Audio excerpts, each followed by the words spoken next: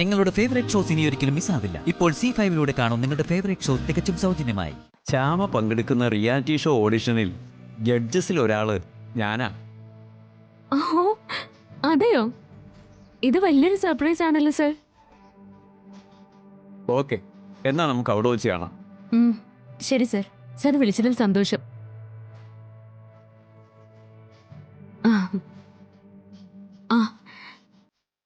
GK sir എന്നെ ഇപ്പൊ വിളിച്ചേ.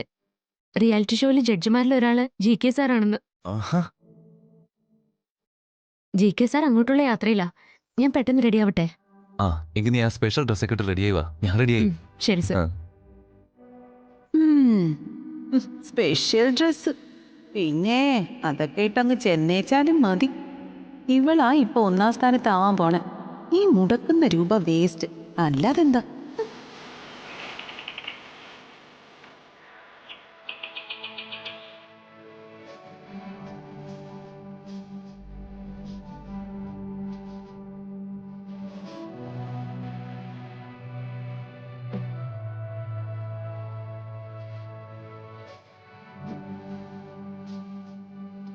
അമ്മേ, ഒരു വിവരം അറിഞ്ഞോ?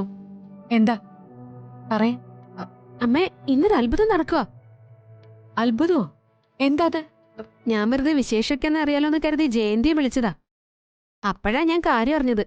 എന്ത് കാര്യം? എന്റെ അമ്മേ, ശ്യാമ ഇന്ന് റിയാലിറ്റി ഷോയുടെ ഓഡീഷന് പോവാ.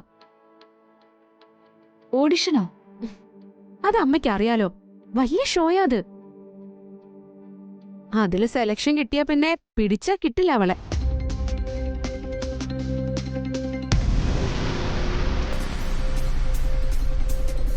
അവളെ 4 ആൾ അറിയുന്ന സെലിബ്രിറ്റി ആയാലേ അതിന്റെ ദോഷം അമ്മയ്ക്കാ.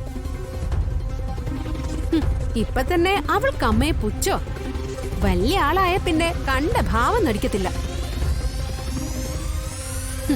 ഒടുവില് അമ്മയ്ക്ക് നമ്മുടെ അഖിയെ തിരിച്ചു കിട്ടുമെന്നുള്ള മോഹം, അത് വെറും മോഹം മാത്രമാകും.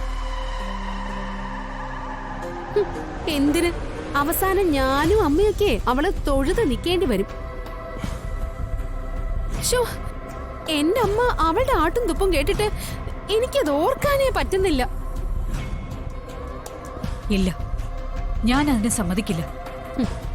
അവൾക്ക് റിയാലിറ്റി ഷോയില് ഉറപ്പായിട്ടും സെലക്ഷൻ കിട്ടും. അപ്പൊ നമുക്ക് എന്ത് ചെയ്യാനാവുമേ? അത് പറ. ഒന്നും ചെയ്യാൻ പറ്റില്ല. വരുന്നിടത്ത് വെച്ച് അനുഭവിക്ക, അത്ര തന്നെ.